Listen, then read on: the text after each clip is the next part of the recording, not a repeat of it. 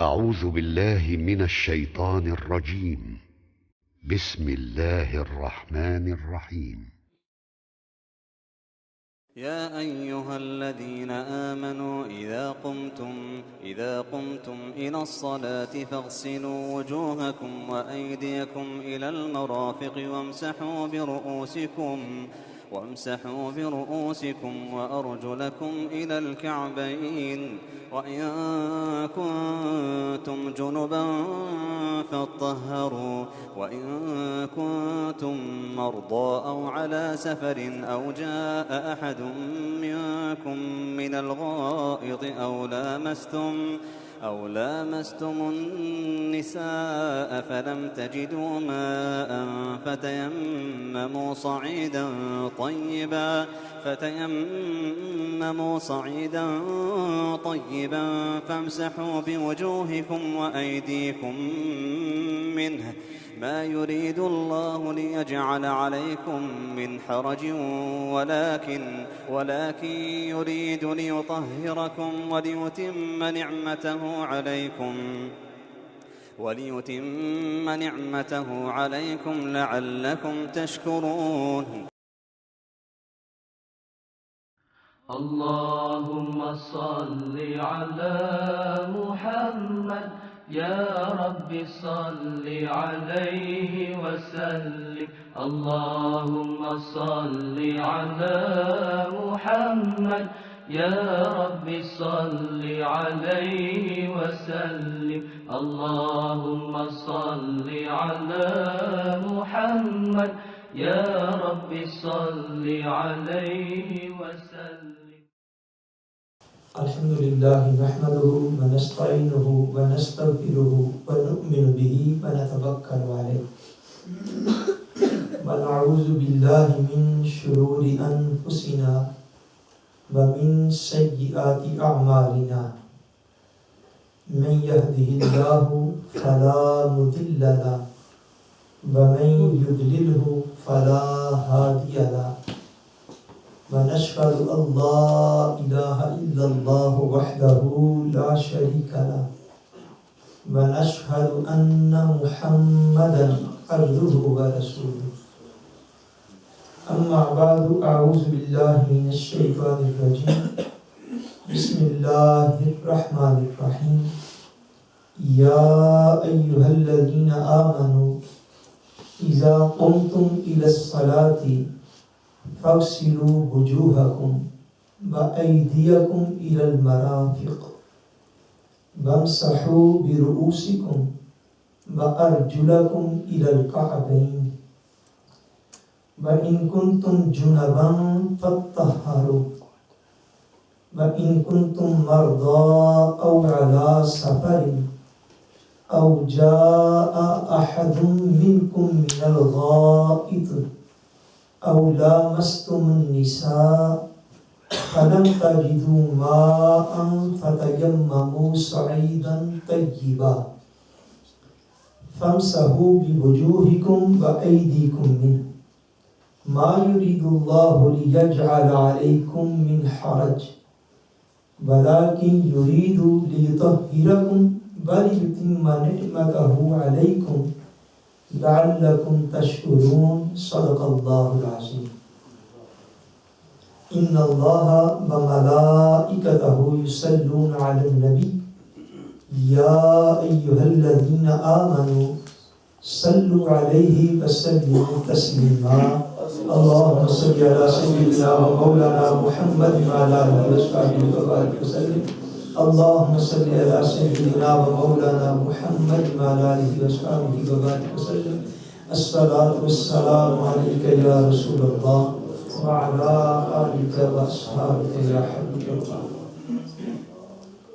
اللہ پر بتالا وحدہ لا شریک کا بے پایہ فضل و کرم اور احسان و انعام ہے کہ جس نے باعث تخلیق کائنات رحمت للعالمین شافع روز جزا حضور سیدنا محمد مصطفیٰ صلی اللہ علیہ وسلم کے مبارک وسیلہ سے ہم سب کو دولت ایمان عطا فرمائی۔ اللہ تبارک و تعالی کما حقہ ہمیں اس دولت کی قدر کرنے کی توفیق عطا فرمائے۔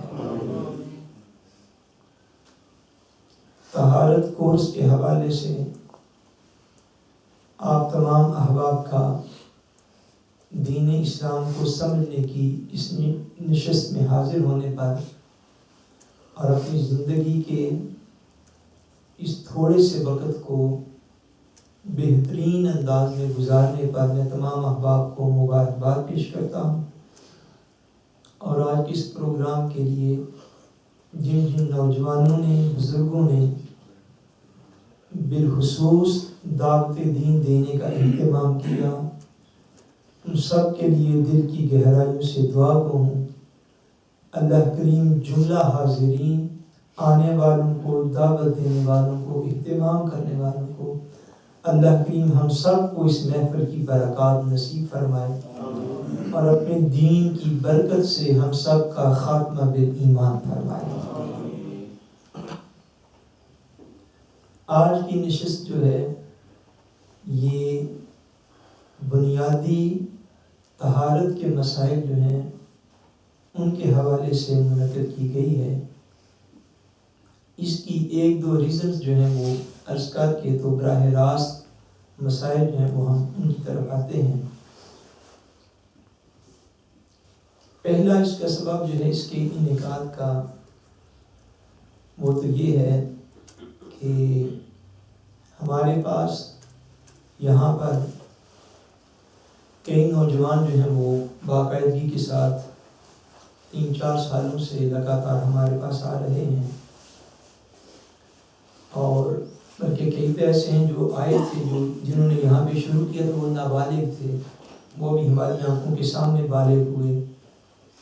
کئی ایسے ہیں جو کہ شادی کی عمر کو الحمدللہ پہنچے ہوئے ہیں، تو ان کے والدین جو ہیں جب تک ان کو مناسب رشتہ ملے گا صاحبزادے ان کی شادی میں یا اس سنت کے مطابق جلدی کی بھی کوشش کریں گے۔ لیکن میں سمجھتا ہوں کہ جو طلباء ہوتے ہیں اور پھر جو عقیدت مند فیملیز ہوتی ہیں ان کے آگے جو ہے وہ بچے ہوتے ہیں، ان کا اساتذہ پر اور مریدین کا پیرانی نظام پر یہ حق ہوتا ہے۔ اور بیسکلی طور پر جو حقیقت ہے، میں محض اس حق کی ادائیگی کے لیے آج یہاں پہ بیٹھا ہوں کہ ہم سے اپنی ڈیوٹی کی ادائیگی میں کوئی کوتاہی نہ ہو۔ بہت ساری باتیں ایسی ہوتی ہیں جو والدین اپنی اولاد کے سامنے نہیں کر سکتے ہوتے، ان کو جھجک ہوتی ہے، اور شرعی طور پر ان مسائل کا علم ہونا بڑا لازم ہے۔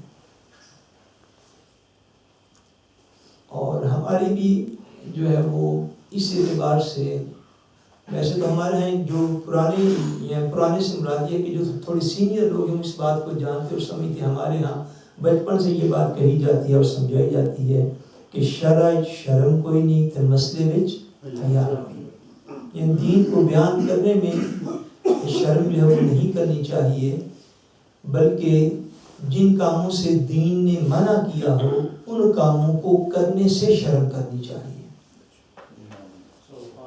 اور پھر یہ بھی بات جو ہمارے یہاں پہ بچے پڑھتے ہیں، اسکولوں میں جاتے ہیں، اگر آپ کبھی ان کا جو ہے وہ سلیبس جو وہ اسکولوں میں پڑھتے ہیں اس کو اگر آپ کبھی اسٹڈی کر سکیں یا دیکھ سکیں تو جتنا جو ہے وہ کھلے ماحول کے اندر اساتذہ کے ساتھ اسکولوں میں ڈسکس کرتے ہیں معاملات کو، نتھو فال کے اندر یا دیگر جو مضامین ہوتے ہیں ان کے اندر، تو ہمارے ہاں میں اس کو ایک بدقسمتی بھی سمجھتا ہوں کہ ہمارے ہاں چونکہ والدین کو وہ دینی شاید علم اتنا دستیاب نہیں ہے، یا مساجد مراکز کے اندر بھی اس طرح کا ماحول نہیں ہے کہ وہ جو خاص طہارت کے مسائل اور معاملات ہیں وہ ذرا کھلے الفاظ کے اندر جو ہے وہ ڈسکس کیے جائیں، تاکہ علم دین کا کوئی بھی گوشہ جو ہے وہ مسلمان بچوں پر بچیوں پر جو ہے وہ مخفی نہ رہ سکیں، اور وہ اپنے ایسے معاملات کو جن کو عام طور پہ ڈسکس نہیں کیا جاتا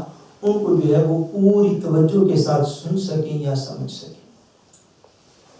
قرآن مجید فرقان حمید میں اور احادیث طیبات میں قرآن مجید میں رب تعالیٰ وحدہ لا شریک نے اور احادیث میں آقا دو جہان نبی کریم صلی اللہ علیہ وسلم حضور نے ان معاملات کی جو ہے وہ اپنی امت کو ہدایت فرمائی ہے، تلقین فرمائی ہے، اور قرآن مجید میں بھی ان میں سے کئی مسائل کا بڑی تفصیل اور ڈیٹیل کے ساتھ ذکر کیا گیا ہے، جس کی ایک میں اگزامپل کے طور پر آیت پاک پڑھ دیتا ہوں، تاکہ جب ہم آگے مسائل کی تفصیل میں جائیں تو کسی کے ذہن میں ایسا نہ آئے کہ ان مسائل کا بیان جو ہے وہ خدا نہ خواستہ پتہ نہیں ضروری تھا یا نہیں۔ قرآن مجید میں آتے ہیں سورہ البقرہ میں آیت 222 میں اللہ تبارک و تعالیٰ ارشاد فرماتے ہیں یسألونک عن المحیط، کہ آپ سے یہ لوگ حیض کے متعلق جو ہے وہ دریافت کرتے ہیں، عورتوں کو جو مخصوص ایام ہوتے ہیں ان کے متعلق آپ سے یہ دریافت کرتے ہیں۔ قل ہوا آسان، آپ فرما دیجئے کہ حیض جو ہے منسٹریشن کے دن جو ہیں وہ ایک گندگی ہے، وہ ایک بیماری ہے۔ فَاعْتَزِلُوا النِّسَاءَ فِي الْمَحِيضِ، پس حیض کے ان مخصوص ایام میں عورتوں کے ساتھ مباشرت کرنے سے دور رہو، اپنی عورتوں سے دور رہو ان دنوں میں۔ وَلَا تَقْرَبُوهُنَّ حَتَّى يَطْهُرْنَ، اور اس وقت تک ان سے قربت کرنے سے دور رہو یہاں تک کہ وہ پاکیزہ ہو جائیں۔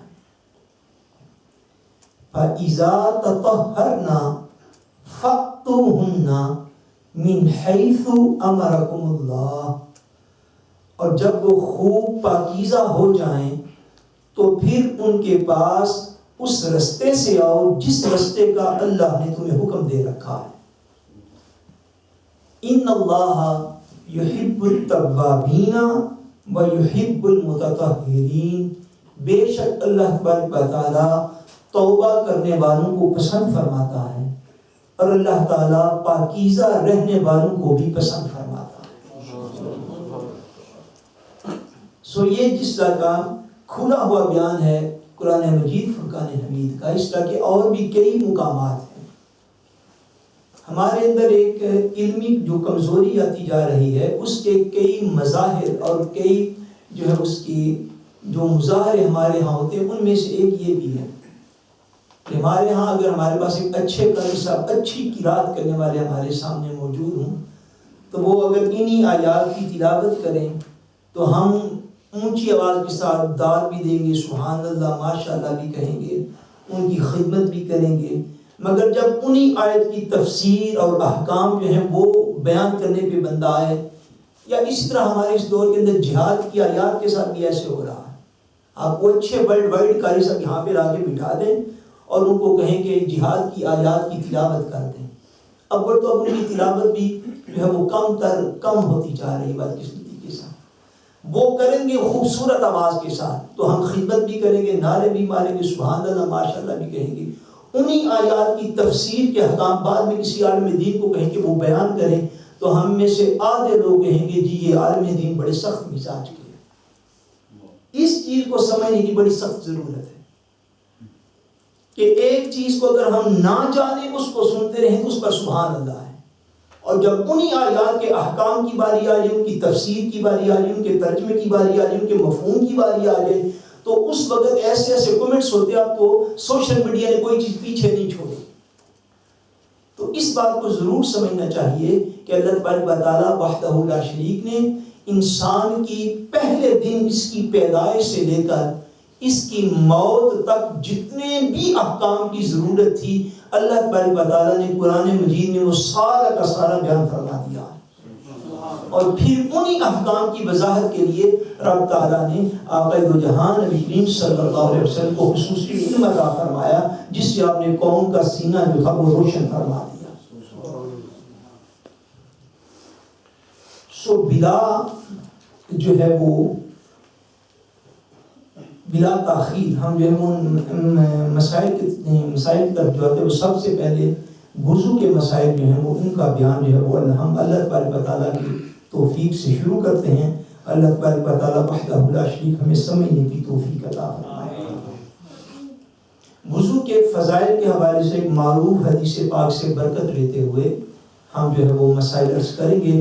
آقا دو جہان نبی کریم صلی اللہ علیہ وسلم سے عرض کی گئی یا رسول اللہ صلی اللہ علیہ وسلم حضور جب قیامت کا دن ہوگا تو قیامت کے دن میں دم داغن پہ the day of judgment جسے کہا جاتا ہے، حضور اس دن ساری انسانیت رب کریم کی بارگاہ میں جمع ہوگی، تو ساری انسانیت میں حضرت آدم علیہ السلام سے لے کر قیامت تک کے لوگ ہوں گے، تو یا رسول اللہ آپ اس ساری انسانیت میں اپنی امت کو کیسے پہچانیں گے؟ تو آقا دو جہاں صلی اللہ علیہ وسلم نے فرمایا میں اپنی امت کو یوں پہچانوں گا کہ میری امت کے اعضائے وضو جو ہیں وہ قیامت والے دن چمک رہے ہوں، ان کے چہرے چمکیں گے، ان کے ہاتھ چمکیں گے، ان کے پاؤں چمکیں گے۔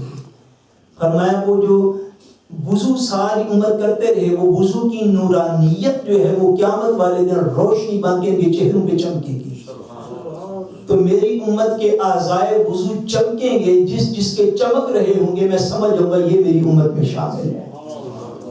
سو یہ انتہائی بابرکت عمل ہے، انتہائی بابرکت عمل ہے۔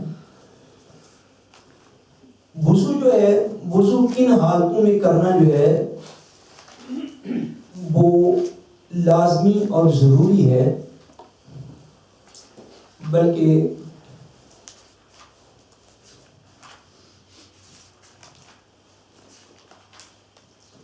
ہاں یہاں سے بات کا آغاز کریں، ورنہ وضو کا طریقہ جو وہ تو اکثر لوگوں کو جو ہے وہ صاف ظاہر آتا ہوتا ہے۔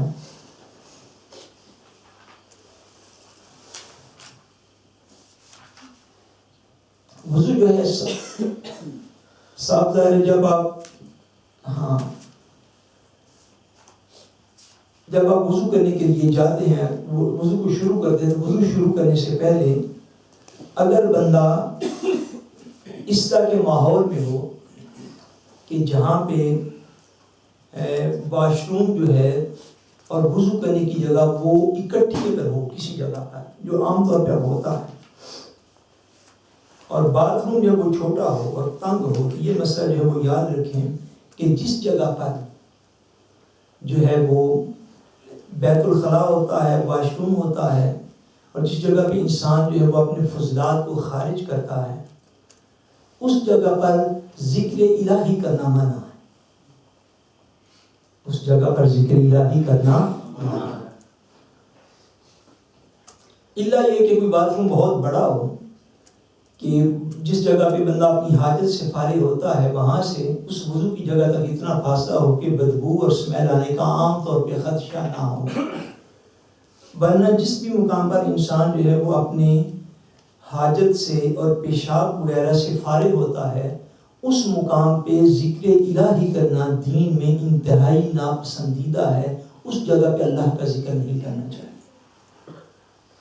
سو وضو کی دعائیں یا وضو سے پہلے جو بسم اللہ شریف پڑھی جاتی ہے، اس کے لیے اگر بندہ اس کا اجر و ثواب لینا چاہے تو موجودہ دور کے علماء نے یہ فرمایا ہے کہ وہ باتھ روم سے باہر جو ہے وہ وضو کی نیت کے ساتھ بسم اللہ شریف پڑھ لے، اور بسم اللہ شریف پڑھ کے تو باتھ روم میں انٹر ہو جائے، ایسے باتھ روم میں جس میں واش روم اور باتھ روم ایک ہی ہو اور اس کے پاس وضو کرنے کی وہی جگہ موجود ہو۔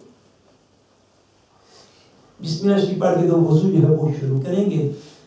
جب آپ سب سے پہلے ہاتھوں کو دھوئیں گے تو ہاتھ دھونے میں زیادہ مناسب یہ ہے کہ ہاتھ کا دھونا جو ہے وہ انگلیوں کے ناخنوں سے شروع کیا جائے، ہاتھ کا دھونا انگلی کے ناخنوں سے شروع کیا جائے، اور یہ جو ہاتھ اور بازو کا جوڑ ہوتا ہے اس جگہ پر یہ جو کلائی ہوتی ہے، سارا ہاتھ جو ہے یہ کلائیوں سمیت اس کو دھویا جائے۔ یہ وضو سب سے پہلے جو ہے وہ یہاں سے اس کا آغاز ہو جائے گا۔ اس کے بعد جو ہے وہ اپنے دائیں ہاتھ میں پانی لے کر، کس ہاتھ میں؟ رائٹ ہینڈ میں دائیں ہاتھ میں پانی لے کر تو جو ہے وہ 3 دفعہ کلی کی جائے گی، دائیں ہاتھ میں پانی لے کر 3 دفعہ کلی کی جائے گی۔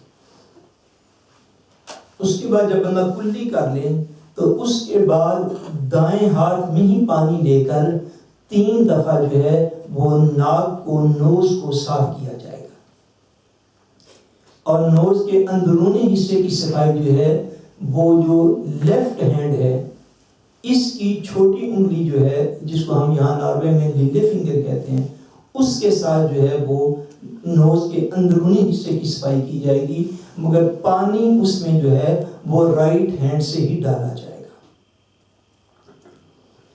اس کے بعد اگلا مرحلہ یہ ہے کہ چہرے کا وضو کے دوران چہرے کا دھونا، یہ وضو کے فرائض میں سے پہلا فرض ہے۔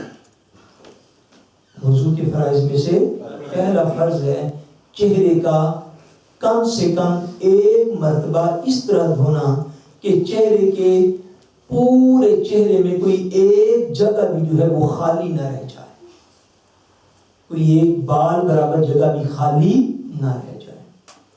شرعی طور پر چہرہ جسم کے جس حصے کو ڈکلیئر کیا جاتا ہے اتنا حصہ چہرہ ہے جہاں ماتھے اور پیشانی پر بال جمنا شروع کرتے ہیں، یہاں سے لے کے تو ٹھوڑی کے نیچے تک، اور اس کان کے سے لے کے کان کے اس حصے تک، یہ سارا حصہ جو کھروپ دیل ہے، یہ جو جسم کا پارٹ آف باڈی ہے، اس کو جو ہے شرعی طور پر چہرہ ڈکلیئر کیا جاتا ہے۔ اگر کسی شخص کے سر پر بال جو ہے وہ گر گئے ہوں تو عام طور پر جہاں سے بال جمتے ہیں وہاں سے چہرہ جو ہے وہ شرعی طور پر شروع ہو جائے گا۔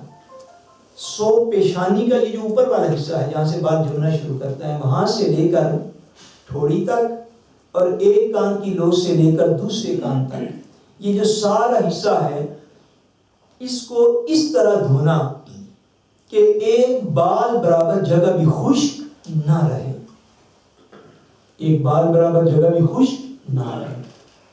اگر معمولی سی جگہ بھی خشک رہ گئی تو اس سے وضو ادا نہیں ہوگا، اور اس وضو سے پڑھی ہوئی نماز بھی صاف ظاہر درست نہ ہوگی۔ جس بندے کو اللہ تبارک و تعالیٰ نے یہ توفیق دے رکھی ہو کہ اس نے سنت مطہرہ کے مطابق داڑھی شریف رکھی ہو، جس مرد نے مسلمان نے، اس کے لیے لازمی ہے کہ چہرہ دھوتے وقت وہ داڑھی کا خلال کرے۔ وہ داڑھی کا کیا کرے؟ خلال کرے۔ خلال کرنے کا طریقہ یہ ہے کہ اپنا یہ جو ہاتھ ہے دایاں، اس کو الٹی سائڈ سے داڑھی شریف کے اندر نیچے سے باہر کی طرف داخل کرے، نیچے سے داخل کرے اور یوں ہاتھ کو باہر کی طرف نکالے۔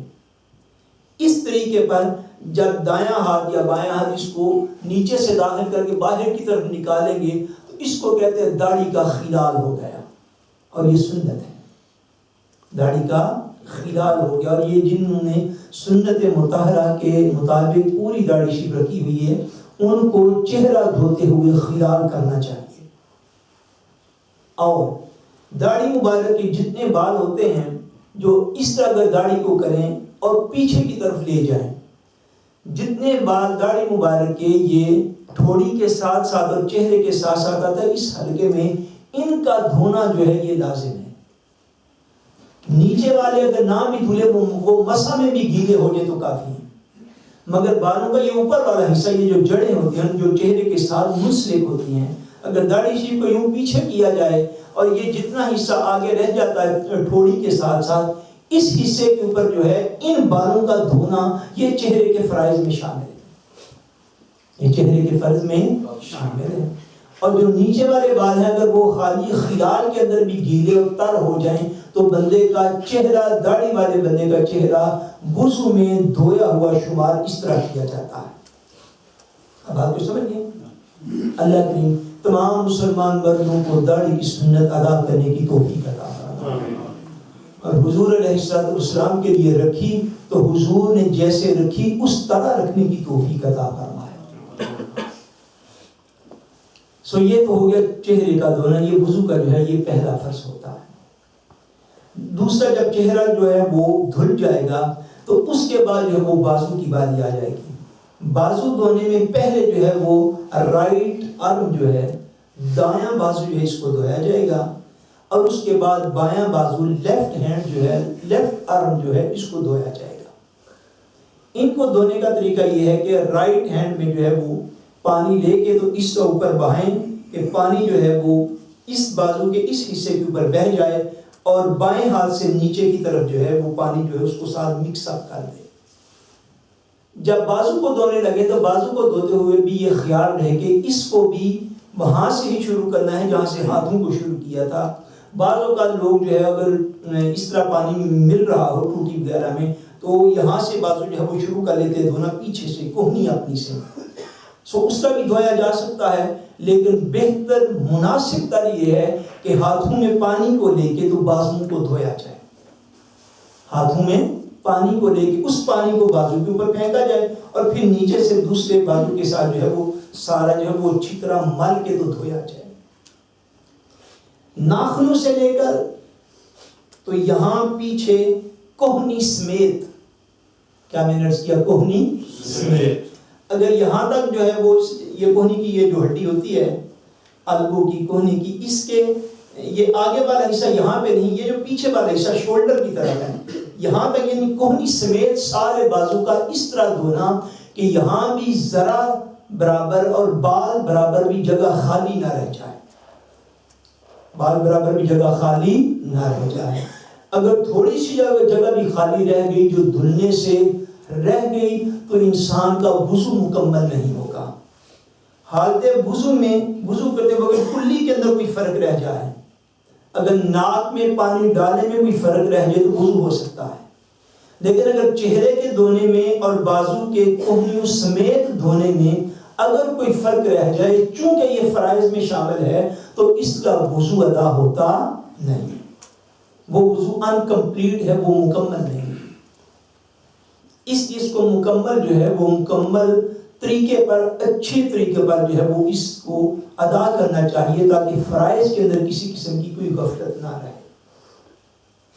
چونکہ یہ کوہنیوں سمیت سارے بازو کا دھونا فرائض میں سے ہے، سارے بازو کا دھونا یہ فرائض میں سے ہے، اس لیے اس ناخنوں سے لے کر کوہنی تک جسم کے اس حصے میں کوئی بھی اگر ایسی چیز لگی ہوگی جو کہ ان بازوؤں کے اور ہاتھ کے دھونے میں رکاوٹ بنے گی اور پانی وہاں تک نہ پہنچے گا تو وضو نہیں ہوگا، تو وضو جو ہے وہ نہیں ہوگا، جس کی جو ہے وہ اہم مثال جو ہے وہ ہمارے سسٹرز میں، لیڈیز میں جو ہے وہ نیل پالش کی مثال دی جا سکتی ہے۔ اگر نیل پالش ناخنوں پہ لگی ہو یا کوئی بھی ایسا ایلیمنٹ لگا ہو جو جسم تک پانی پہنچنے میں رکاوٹ بنے، چونکہ یہ فرائض کے اندر شامل ہے، اس لیے جب کسی نے وضو کر لیا، کسی مسلمان بہن نے، اور وضو کرنے کے بعد اس نے نیل پالش لگا لی تو نماز اس کی درست ہے، نماز اس کی درست ہے، کیونکہ وضو کرنے کے بعد جو ہے وہ لگائی گئی۔ اب اگلا وضو کا مرحلہ درپیش آ گیا، اس کو دوبارہ بے وضو ہوگی، اب اس نے دوبارہ وضو کرنا ہے، دوبارہ وضو کے لیے اب اس نیل پالش کو جو ہے وہ ریموو کرنا پڑے گا، ہٹانا پڑے گا، پھر وضو ہو سکتا ہے۔ یعنی نیل پالش ایک مثال ہے، کوئی بھی ایسی چیز وہ مرد ہو یا عورت ہو، اگر یہ ناخنوں سے لے کر بازو کے یہ کوہنیوں سمیت اس عمر رودے کے اندر جسم کے اس حصے میں اگر کوئی بھی ایسا کیمیکل انسان کے جسم کے اوپر لگا ہو جو کہ جسم تک پانی کو نہ پہنچنے دے اور اس میں رکاوٹ بن جائے تو انسان مسلمان کا وضو ہوتا نہیں، کیونکہ یہ فرائض کے اندر شامل ہے۔ اس لیے اس بات کی طرف خاص طور پر جو ہے وہ توجہ رہنی چاہیے۔ اسی طرح جب رائٹ آرم جو ہے اس کو دھو لیں گے تو اس کے بعد اسی ترتیب پر جو ہے وہ لیفٹ کی باری آ جائے گی، پھر بائیں بازو جو ہے وہ اس کو دھویا جائے گا۔ جب دونوں بازو اس طریقے پر دھل جائیں گے تو اب وضو کا دوسرا فرض مکمل ہو گیا، وضو کا دوسرا فرض جو ہے وہ مکمل ہو گیا۔ وضو کے اندر تیسرا فرض ہے چوتھائی سر کا مسح کرنا۔ کیا کرنا؟ چوتھائی سر کا مسح کرنا، یعنی این فیارے دے جو ہوتا ہے سر کا چوتھا حصہ، کم سے کم اتنے سر کے حصے کا مسح کرنا، یہ فرائض میں سے ہے۔ سر کے مسح کا طریقہ یہ ہے کہ بازو دھونے کے بعد جو ہے وہ پانی لے لیا جائے ہاتھوں میں اور لے کے نیچے جھٹک دیا جائے، اس طرح جس طرح چہرہ دھوتے ہیں اس طرح نہیں، خالی یعنی ان انگلیوں کو تر کر لیا جائے، اور تر کرنے کے بعد یہ جو تین انگلیاں ہیں، چھوٹی انگلی اس کے ساتھ والی یعنی یوں کہہ لیجیے لیڈل فنگر، رنگ فنگر اور لانگ فنگر، چھوٹی انگلی یہ اس کے ساتھ والی اس کے ساتھ والی، ان تینوں کو یوں ملاتے ہیں آپس میں، یہ اچھا طریقہ، ان تینوں کو ملا کے یہ شہادت کی انگل جو ہے پھیکے فنگر یہ بھی الگ رہے اور تھمبل فنگر جو ہے یہ بھی الگ رہے، ان تینوں کو ملا کے یہاں پیشانی جہاں سے بال جمتے ہیں اس طرح اس کو پیچھے کی طرف لے کے جاتے ہیں، اور جب پیچھے کی طرف لے کے جائیں تو طریق اس کا مکمل طریقہ اور اکثر طریق یہ ہے، جب پیچھے کی طرف لے کے جائیں، یہ جو ہاتھ کی تلی جسے بولتے ہیں، یہ جسم کے ساتھ ٹچ نہیں ہونی چاہیے، یہ سر کے ساتھ ٹچ نہ ہو، یہ سر سے دور ہو. اس طرح ہاتھ کو جو ہے وہ پیچھے کی طرف لے کے جائیں گے. جب پیچھے پورے سر کے آخر پہ پہنچ گئے، پھر اس ہاتھ کو واپس لے کے آنا ہے مسح کو مکمل کرنے کے لیے. پھر تلی جو ہے یہ سر کے بالوں کے ساتھ لگے اور انگلیاں سر سے دور رہیں. یہ مسح کا طریقہ ہوتا ہے. جب ہاتھ پیچھے آگے سے پیچھے کی طرف جائے تو یہ تلی جو ہے یہ سر کے ساتھ نہ لگے، خالی یہ 3 انگلیاں لگیں، یوں پیچھے چلا جائے گا ہاتھ. پھر جب واپس آئے، واپسی میں انگلیاں دور رہیں، فنگرز، اور یہ جو تلی ہے یہ سر کے ساتھ یوں اس طرح واپس آ جائے. اس طرح یہ سر کا مسح ہو جائے گا. مگر یہ مکمل نہیں ہوا. اس کے بعد جو ہے وہ مسح کیا جائے گا، اس چیز کا کانوں کا مسح کیا جائے گا. کانوں کے مسح کا طریقہ یہ ہے، یعنی اس کے لیے دوبارہ پانی لینے کی ضرورت نہیں ہے. وہی جو پہلی دفعہ تر کیا تھا اسی کے ساتھ جو ہے یہ سر کا اتنا کر کے، اس کے بعد جو ہے یہ پھیکے فنگر جو ہے، یہ انگشت شہادت جو ہے، یہ رائٹ کی اور لیفٹ کی، اس کو جو ہے اس کو کانوں میں، اور انگوٹھا جو ہے اس کو کانوں کے باہر کی طرف. یہ پھیکے فنگر جو ہے اس کو کانوں کے اندر اور انگوٹھے کو کانوں کے باہر کی طرف، یہ کانوں کا مسح ہو جائے گا. اس کے بعد یہ جو انگلیاں ہیں ہاتھوں کی، ان کی الٹی سائڈ سے جو ہے وہ پھر گردن کا مسح کیا جائے گا. اس چیز کا مسح، گردن کا مسح. اس طرح یہ جو ہے مسح اس کو مکمل سمجھا جائے گا کہ جو سر سے شروع ہوا، 3 انگلیوں کو ملا لیا، پیچھے لے گئے، پھر تلی کے ساتھ جو ہے اس کو آگے کیا، انگلیوں کو پیچھے چھوڑ دیا، پھر کانوں کا مسح کیا. یہ جو پھیکے فنگر ہے اس کو کانوں کے اندر، اور یہ جو انگوٹھا ہے اس کو کانوں کے باہر. پھر یہ جو بیک سائڈ ہے ان 3 انگلیوں کی، اس کے ساتھ گردن کا مسح کر لیا. اور مسح میں، گردن کا مسح کرنے میں یہ خیال رہے کہ گردن کا مسح جو ہے یہ وضو کا حصہ ہے، اور گلے کا مسح کرنا مکروہ ہے. فقہی طور پر، شرعی طور پر گردن کے پچھلے حصے کو جو ہے اس وضو کی سینس میں اس کو گلا کہتے ہیں، گردن کہتے ہیں. اور یہ جو اگلے والا حصہ اس کو گلا کہتے ہیں. یہ جو فرنٹ والا حصہ اس کے اوپر یوں ہاتھ آ کے پھیرنا جو ہے یہ مکروہات میں، یہ کیا ہے وضو کے مکروہات میں. جب گردن کا مسح کریں گے تو یہ جو 3 انگلیاں ہیں یہ الٹی سائڈ سے گردن کے اوپر اس طرح پھیریں گے کہ یوں کر کے تو چھوڑ دیں گے. اب آپ کو سمجھ رہے ہیں، یہ تقریباً کانوں کے قریب آگے اس کو چھوڑ دیں گے، اس کو یوں آگے آگے ملائیں گے نہیں، چونکہ گلے کا مسح کرنا یہ وضو کے مکروہات میں شامل ہے. یہ وضو کے مکروہات میں شامل ہے. بہرحال جو چوتھائی سر ہے، سر کے چوتھے حصے کا مسح کرنا یہ وضو کے اندر فرائض میں شامل ہے. یہ وضو کے اندر فرائض میں شامل ہے. اس کے بعد جب مسح مکمل ہو گیا سارا، اس کے بعد وضو کا چوتھا اور آخری فرض ہے پاؤں کا دھونا. چوتھا اور آخری فرض کیا ہے؟ پاؤں کا دھونا، یعنی پاؤں کا ٹخنوں سمیت دھونا. یہ جو اوپر ہڈی ہوتی ہے ٹخنے کی نکلی دونوں سائڈوں پہ، اس ٹخنے کی ہڈی سمیت پاؤں کا دھونا جو ہے یہ وضو کے فرائض میں ہے. ٹخنوں سمیت پاؤں کا دھونا یہ وضو کے کتنے فرائض ہوگی؟ وضو کے 4. کتنے فرائض ہوئے؟ 4. شروع ہاتھوں سے کیا جائے گا، پھر کلی کی جائے گی، پھر ناک کے اندر پانی ڈالا جائے گا، پھر چہرہ دھویا جائے گا، پھر بازو دھوئے جائیں گے، پھر سر کا جو ہے وہ مسح کیا جائے گا چوتھائی سر کا، پھر جو ہے وہ پاؤں دھوئے جائیں گے. اور پاؤں کا دھونا وضو کے فرائض میں سے ہے. پاؤں دھوتے ہوئے ایک مزید سنت اگر آپ ادا کریں تو مزید اجر و ثواب کے مستحق ہیں، اور اس صفائی کے نہایت نزدیک ہے. وہ ہے پاؤں کی انگلیوں کا خلال کرنا. پاؤں کی انگلیوں کا خلال کرنا. اور پاؤں کی انگلیوں کا خلال اس طرح کیا جاتا ہے کہ جب آپ پاؤں کو دھونا شروع کریں گے تو رائٹ فٹ کو پہلے دھوئیں گے. اس فٹ کو، رائٹ فٹ کو ہم پہلے دھوئیں گے. اور اس کی انگلیوں کا خلال کیا جاتا ہے. یہ جو لیفٹ ہینڈ کی لیلے فنگر ہے، یہ جو چھوٹی انگلی ہے بائیں ہاتھ کی، اس کو جو ہے وہ دایاں پاؤں جو ہے، رائٹ فٹ جو ہے، اس کی سب سے چھوٹی انگلی میں جو ہے اس کو داخل کیا جاتا ہے. اس کا خلال کرنے کا سنت طریقہ یہ ہے کہ بائیں ہاتھ کی چھوٹی انگلی دائیں پاؤں کی چھوٹی انگلی اور اس کے ساتھ والی انگلی میں وہاں اوپر کی طرف سے داخل کریں گے اور انگوٹھے کی طرف آئیں گے، اور جب بایاں پاؤں دھوئیں گے تو انگوٹھے کی طرف سے داخل کریں گے اور چھوٹی انگلی پہ جا کے ختم کر دیں گے۔ اس کو پاؤں کی انگلیوں کا خلال کرنا کہتے ہیں، پاؤں کی انگلیوں کا خلال کرنا کہتے ہیں۔ یہ طریق جو ہے یہ اس کو کہتے ہیں وضو کرنا۔ کیا کہتے ہیں؟ وضو کرنا۔ قرآن مجید کو چھونے کے لیے، مس کرنے کے لیے، ٹچ کرنے کے لیے وضو کا کرنا فرض ہے۔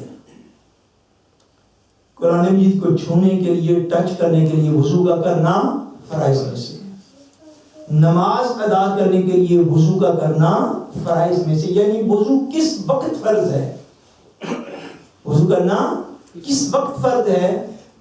قرآن مجید کو ٹچ کرنے سے پہلے، نماز پڑھنے سے پہلے، نماز جنازہ پڑھنے سے پہلے، سجدہ تلاوت ادا کرنے سے پہلے اور سجدہ شکر ادا کرنے سے پہلے،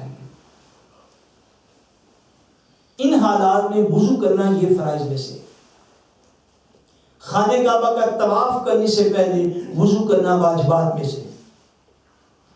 وہ کیا ہے؟ واجبات میں سے۔ اور دیگر سارے امور جو ہیں نیکی کے، عام طور پر یعنی محافل میلاد میں جانا، اس کا درس قرآن و حدیث دینا، نیک مجالس میں جانا، مشائخ کی زیارت کے لیے جانا، ان سارے امور کے اندر وضو کرنا یہ مستحب ہے۔ یہ کیا ہے؟ مستحب ہے۔ اسی طرح اگر کسی شخص کا معاذ اللہ خدا نہ خواستہ اگر کوئی مسلمان جھوٹ بولے، کوئی غیبت کرے، کوئی فحاشی عریانی کی باتیں کرے، بیہودہ باتیں کرے، کسی شخص کے اوپر جھوٹا الزام لگا دے، ان ساری گناہوں کے بعد وضو کر لینا جو ہے یہ مستحب ہے۔ یہ کیا ہے؟ ایک افضل عمل ہے، اس سے گناہ جھڑ جاتے ہیں۔ آقا عالم صلی اللہ علیہ وسلم نے ارشاد فرمایا، حضور نے فرمایا کہ جب انسان وضو کرتا ہے تو جب وہ چہرے پہ پانی ڈالتا ہے تو اس کی آنکھوں کے گناہ اللہ کریم جھاڑ دیتا ہے۔ سبحان اللہ۔ فرمایا جب وہ بازو دھوتا ہے تو رب کریم وحدہ لا شریک اس کے ہاتھوں سے کیے ہوئے گناہوں کو معاف فرما دیتا ہے۔ فرمایا جب وہ بندہ پاؤں دھوتا ہے تو پاؤں سے چل کے اس نے جتنے گناہ کیے رب کریم اس کے معاف فرما دیتا ہے۔ فرمایا وضو کا عمل جو ہے وہ اس کے گناہ صغیرہ کی بخشش کا سبب بن جاتا ہے۔ اسی طرح اگر کسی بندے کا اچانک کسی غیر محرم عورت کے ساتھ ہاتھ مل جائے، یا جسم کا کوئی حصہ ٹکرا جائے، یا عورت کا کسی غیر محرم مرد کے ساتھ جسم کا حصہ ٹکرا جائے، جیسا ان جو غیر مسلم کنٹریز ہیں جہاں بھی ہوں وہاں پہ عام طور پہ آپ کسی جگہ پہ جاتے، اسکول میں، آفس میں، کالج میں، ہاسپٹل میں، یکدم کوئی غیر محرم عورت آپ کے ہاتھ کر دیتی ہے، اس وقت بندہ اوائڈ بھی نہیں کر سکتا ہوتا۔ یعنی اس طرح کے کسی بھی ماحول میں، یہ ایک ایگزامپل آپ کو دی ہے، کسی بھی ماحول میں اگر انسان کا جسم غیر محرم عورت کے ساتھ ٹچ کر جائے تو اس کے بعد وضو کرنا جو ہے یہ مستحب عمل ہے۔ یہ کیا ہے؟ مستحب عمل ہے۔ مگر نماز پنجگانہ، نماز جنازہ اور قرآن مجید کو مس کرنا، ٹچ کرنا، اس کے لیے وضو کرنا جو ہے یہ فرائض میں شامل ہے۔ یہ کیا ہے؟ وہ یہ فرائض اور شرائط میں شامل ہے کہ آپ کریں گے تو پھر قرآن مجید کی تلاوت جو ہے وہ بغیر وضو کے بھی آپ کر سکتے ہیں، مگر قرآن مجید کو ٹچ اور مس بغیر وضو کے نہیں کر سکتے۔ اسی طرح وہ کتاب جس کے اندر قرآن مجید کی آیات لکھی ہوں، کتاب اردو کی ہو مگر اس میں قرآن مجید کی آیات لکھی ہوں، جہاں پہ قرآن مجید کی آیات لکھی ہیں اگر بندہ اس وقت بے وضو ہے تو زیادہ بہتر ہے اس جگہ پہ اپنا ہاتھ نہ لگائے، زیادہ بہتر اس جگہ پہ اپنا ہاتھ نہ لگائے۔ ہاں اردو کی کتاب اس کے علاوہ بھی جو ہے وہ پڑھ سکتا ہے۔ اب یہ تو ہو گیا وضو کرنے کا طریقہ۔ اب ان چیزوں کو سمجھنے کی ضرورت ہے کہ وضو ٹوٹتا کس طرح ہے۔ ایک شخص نے وضو کیا تو وضو کے بعد جو ہے اس کا وضو کن کن چیزوں سے ختم ہو جاتا ہے، یہ باتیں جو ہیں یہ توجہ سے سمجھنے کی ضرورت ہے۔ کم و بیش فقہا نے بیان فرمایا 18 چیزیں، 18 امور ایسے جن سے وضو ختم ہو جاتا ہے۔ ان میں ایک چیز جب بندہ جو ہے وہ آپ فیلنگ کرتا ہے، پاخانہ کرتا ہے، اس سے وضو ختم ہو جاتا ہے۔ جب وہ پیشاب کرتا ہے اس سے وضو ختم ہو جاتا ہے۔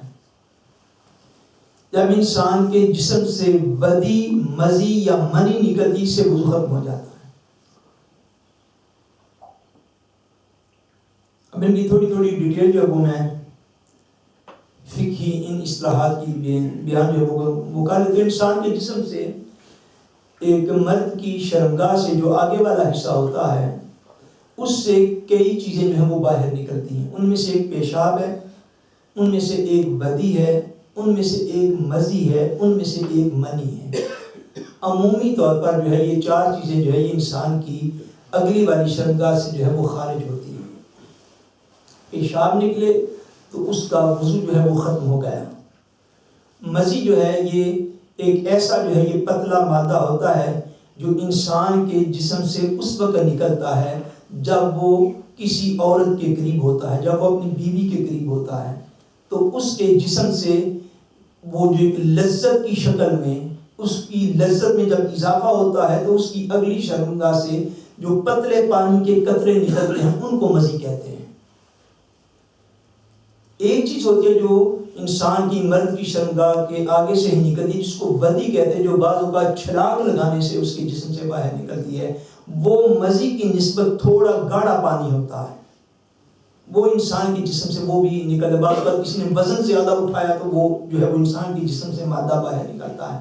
بعض اوقات کوئی ایتھلیٹ تھا، اس نے چھلانگ لگائی زور کی، اس سے جو ہے وہ مادہ باہر نکلتا ہے. تیسری چیز جو ہوتی ہے اس سینس میں جس کو فقہی طور پر منی کہا جاتا ہے ہماری زبان کے اندر، منی اس لیکوڈ کو کہتے ہیں جس سے انسان پیدا ہوتا ہے، جس کو عام طور پر اردو میں مادہ تولید کہا جاتا ہے، جس سے انسان پیدا ہوتا ہے. یہ مزی کے بعد انسان کے جسم سے شہوت کے ساتھ خارج ہوتا ہے. اس کے احکام جو ہے وہ غسل کے ہیں، مگر ان کی مزید تفصیل غسل کے حکم میں جو ہے وہ انشاءاللہ تعالیٰ بیان کی جائے گی. بہرحال انسان کی مرد کی شرمگاہ سے پیشاب نکلے یا شرمگاہ کے پچھلے حصے سے پاخانہ نکلے یا شرمگاہ کے اگلے حصے سے مزی نکلے یا بدی نکلے یا منی نکلے تو ان چیزوں کے نکلنے سے وضو ختم ہو جائے گا. ان چیزوں کے نکلنے سے وضو جو ہے وہ ختم ہو جائے گا. بعض اوقات بندے کے جسم میں سٹائنر ہوتے ہیں، پتھری ہم جس کو بولتے ہیں. پتھری اگر جسم کے اگلے حصے سے یا پچھلے حصے سے نکلے، اس دوران بھی پتھری کے نکلنے سے بھی وضو ختم ہو جائے گا. اگر بنوں سے پہلے باوضو تھا تو وضو اس کا ختم ہو جائے گا. اسی طرح کسی بھی بندے کے جو ہے وہ شرمگاہ کے پچھلے حصے سے اگر ہوا کا خروج ہو، جس کو ریح کہتے ہیں، ہوا اگر خارج ہو تو ہوا کے خارج ہونے سے بھی وضو جو ہے وہ ختم ہو جائے گا. بعض کتب کے اندر ایسا لکھا ہوا ہے، بعض اوقات بیماریاں ایسی ہوتی ہیں کہ سم ٹائم کسی مرد یا عورت کے جسم کی اگلے حصے سے جو شرمگاہ کا اگلا حصہ ہوتا ہے وہاں سے بھی ہوا کا خروج ہوتا ہے. اگر شرمگاہ کے اگلے حصے سے وہ مرد ہو یا عورت ہو، اگر ہوا خارج ہو تو اس سے وضو ختم نہیں ہوگا، اس سے وضو ختم نہیں ہوگا. جو شرمگاہ کا پچھلا حصہ ہوتا ہے، اگر وہاں سے ہوا خارج ہو تو پھر جو ہے وضو ختم ہو جائے گا. اس میں یہ اسپیسیفیکیشن موجود ہے. اسی طرح اگر انسان کے جسم سے خون نکلے، بلڈ اگر باہر نکلے جسم سے، تو اس حالت میں بھی اگر بندہ پہلے وضو سے تھا تو بلڈ ٹیسٹ دینے سے جو ہے وہ وضو ختم ہو جائے گا. یا بندے کو ویسے کوئی چوٹ لگی، چوٹ لگنے سے خون بہہ گیا، یعنی اتنا خون بہہ جائے کہ جسم سے خون باہر نکل کے 3-4 قطرے سے بہتا ہے. اگر کسی کو خراش ہی خالی دیوار کے ساتھ رگڑ آ گئی یا ہلکا سا چاقو لگ گیا کہ ادھر سے خون نکلا تو وہ نکل کے نیچے نہیں بہا بغل کے ساتھ ہی بازو کے لگ گیا. اگر خون اتنا باہر نکلے کہ وہ نیچے نہ گرے، یعنی بہے نہیں، کیا خون بہے نہیں، اگر بہے نہیں خالی جسے خراشی بندے کو آ جاتی ہے، وہ ساتھ ہی خون جم جاتا ہے، اس حالت میں وضو ختم نہیں ہوتا. اگر خون اتنا نکلے کہ نکل کے نیچے بہہ جائے، 3-4 قطرے ہوں بہہ جانے والے ہوتے ہیں، اگر خون اتنا نکلے کہ بہنے کے قابل ہو تو پھر بندہ بے شک اس کے اوپر بنداشیں بھی رکھتا رہے، کاٹن رکھتا رہے، کپڑا رکھتا رہے تو نہیں. اگر اتنا ہے کہ وہ بہہ جانے کے قابل تھا تو خون بہنے کی وجہ سے وضو ختم ہو جائے گا. اور اگر اتنا تھا کہ بالکل باہر نکل کے ساتھ ہی جسم کے جم گیا، جیسا خراش سی آتی ہے، تو اس حالت میں اتنا خون نکلنے سے وضو جو ہے وہ ختم نہیں ہوگا.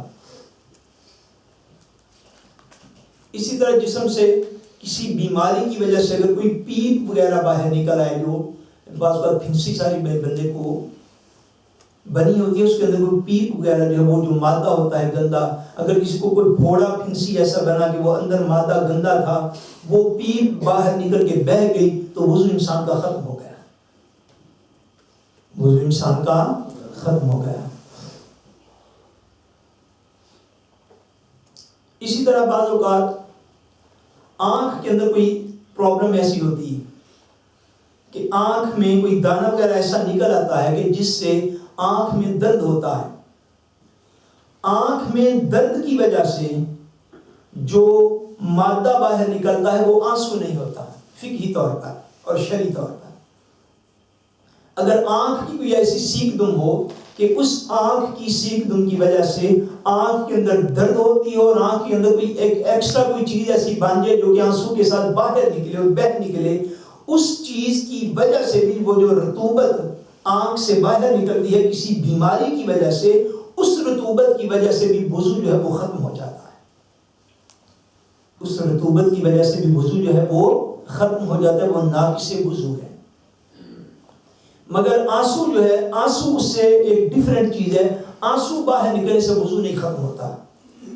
اور ہمارے یہاں اس ملک میں عام طور پر فروری مارچ کے مہینے میں جو الرجی ہوتی ہے، پولن الرجی، اس وجہ سے جو آنسو بندے کے جو پانی آنکھوں سے، آنسو تو نہیں کہنا چاہیے، جو پانی باہر نکلتا ہے وہ پانی جو ہے اس میں جو موجودہ دور کے فقہاء نے، علماء نے جو ارشاد فرمایا ہے، انہوں نے فرمایا کہ اس پانی کے نکلنے کی وجہ سے وضو ختم نہیں ہوگا، کیونکہ وہ بیماری آنکھ کے اندر نہیں بنی، وہ بیسکلی طور پر باہر سے لگی ہے، وہ باہر کے ملیے کی وجہ سے آنکھ جو ہے وہ پانی بہاتی ہے، لیکن آنکھ کے اندر اٹ سیلف کوئی پرابلم نہیں ہے۔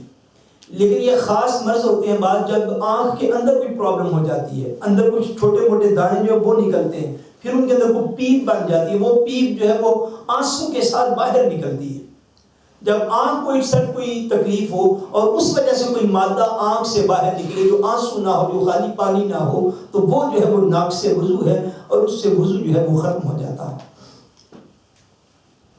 اگلی چیز غالباً 11ویں یا 12ویں چیز ہے کہ اگر کسی انسان کوئی باوضو تھا تو اس نے کھاستیوب کیا، اس نے کہہ کی، کہہ کرنے سے اگر اس نے منہ بھر کہہ کی، منہ بھر کہہ کا مفہوم یہ ہے کہ منہ بھر کہہ ایسی ہوتی ہے کہ جس کہہ کو بندہ بتکلف روکے، اگر اس کو کہہ آئی تو اس نے خیال کیا کہ مجھے نہیں آنی چاہیے، اس نے روکنے میں کامیاب ہو گیا، تو وہ منہ بھر کہہ نہ تھی، وہ تھوڑی تھی۔ اگر منہ بھر کہہ ہوتی تو وہ کوشش بھی کرتا تو اس کو روک نہیں سکتا تھا۔ اگر کسی انسان نے منہ بھر کہہ کی کھاستیوب کیا تو منہ بھر کہہ کرنے سے بھی وضو جو ہے وہ ختم ہو جائے گا، منہ بھر کہہ کرنے سے بھی وضو جو ہے وہ ختم ہو جائے گا، اگرچہ وہ کہہ جو ہے وہ کھانے کی ہو یا پانی کی ہو یا جو خالی کڑوا پانی یہ یلو کلر کا زرد رنگ کا جسم کے اندر سے بعض اوقات نکلتا ہے یا اس کی ہو، جس کو صفرا کہتے ہیں عام طور پہ، یعنی کھانے کی ہو، پانی کو ہو یا خالی وہ پیلا اور کڑوا پانی جو اندر سے باہر نکلتا ہے، بشرطے کہ کہہ منہ بھر تھی کہ بندہ اس کو روکنے پر قادر نہیں تھا، تو منہ بھر کہہ کرنے سے بھی انسان کا وضو جو ہے وہ ختم ہو جاتا ہے۔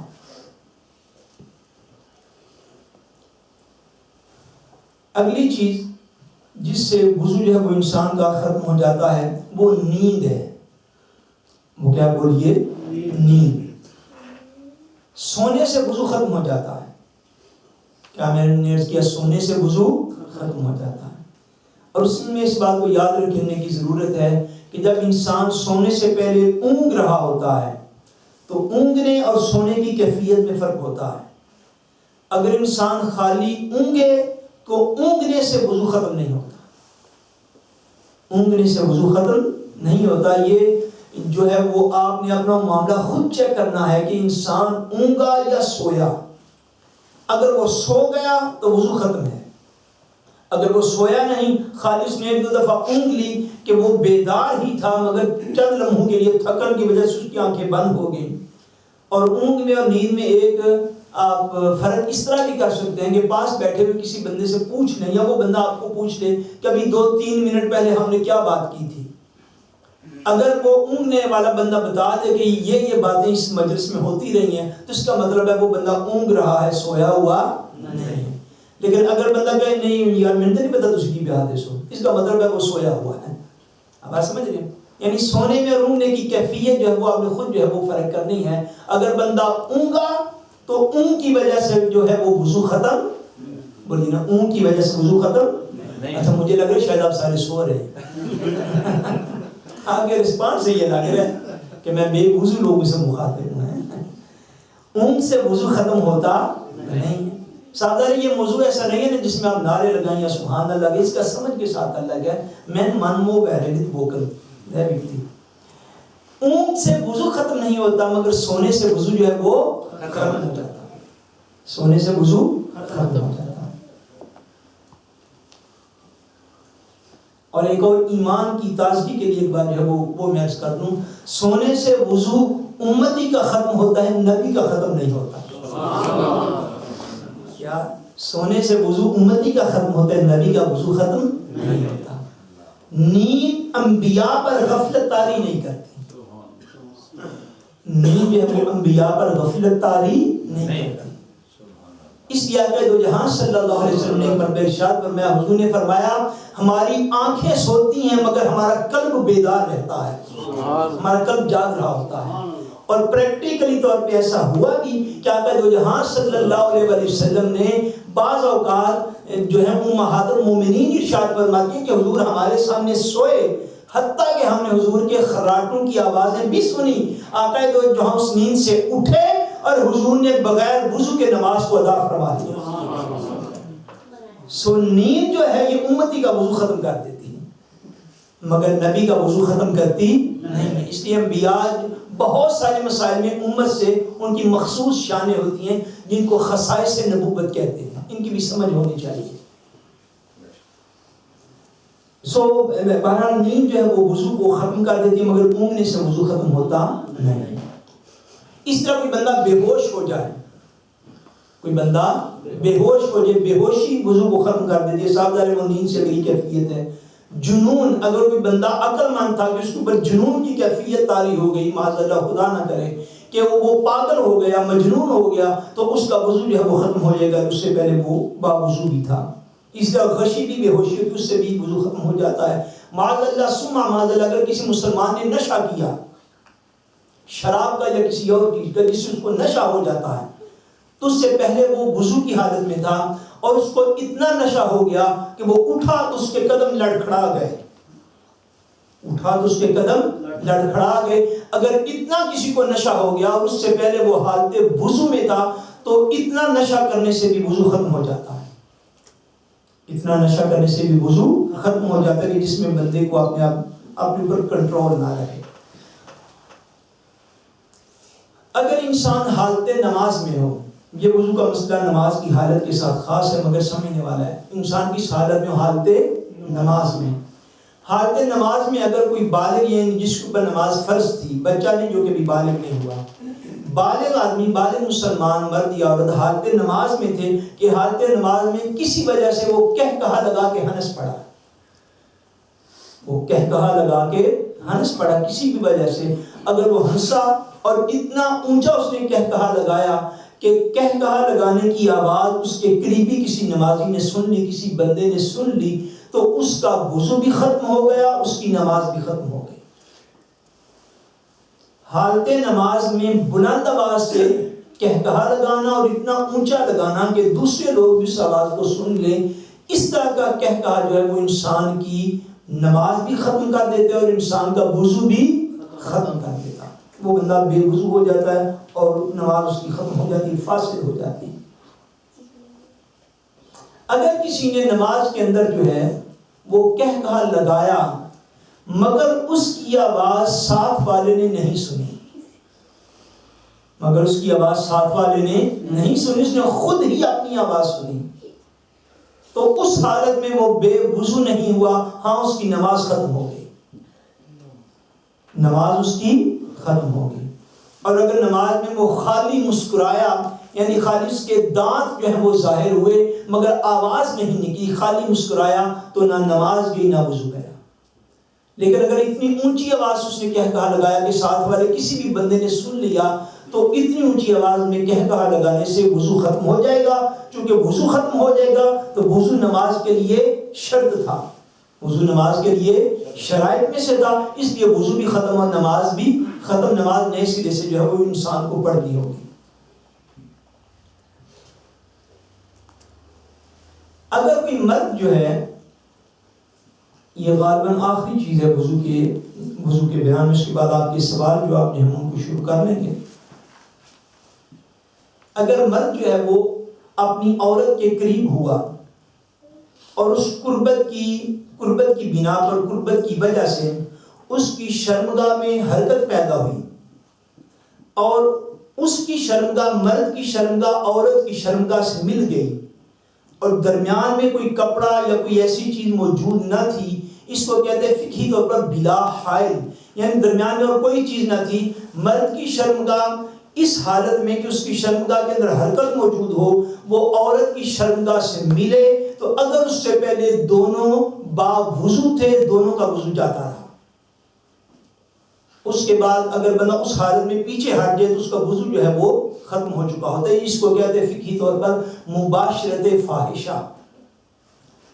مباشرت فاحشہ جب ہو تو اس حالت میں عورت اور مرد جو ہے وہ اگر کوئی کپڑا وغیرہ درمیان میں نہ ہو تو اس حالت میں ملے کہ مرد کی جو اگلی شرمگاہ ہے اس میں حرکت موجود ہو تو اس سے جو ہے وہ ناقص وضو ہے, اور کوئی ناقص بے شک نہ واقع ہو, اتنے سے جو ہے وضو جو ہے وہ ختم ہو جائے گا. یہ کم و بیش 19 چیزیں ہیں جن کا ہم نے جو ہے وہ بیان کیا ہے. وضو کے ختم, وضو کن کن چیزوں سے ٹوٹ جاتا ہے. جو وضو کے سارے طریقہ کار ہے وہ بھی آپ جو ہے وہ اس کو اکثر جو ہے وہ آپ سارے مسلمان اس کو فالو کرتے رہتے ہیں. اگر اس میں کوئی غلطی ہو تو رب کریم ہماری وہ معاف فرمائے, اور اگر وضو ٹوٹنے کے مسائل میں بھی ہمارے کوئی قابل نہیں ہو آج کے اس دن سے پہلے تو رب کریم ہماری وہ بھی معاف فرمائے, اور آئندہ سے ہمیں اپنی اصلاح کی توفیق عطا فرمائے. بعد میں سے اگر کسی نے کوئی سوال کرنا ہو تو سوال کر لیں, ورنہ اگلا جو ہے وہ حصہ اس کو شروع کیا جاتا ہے وضو کے حوالے سے.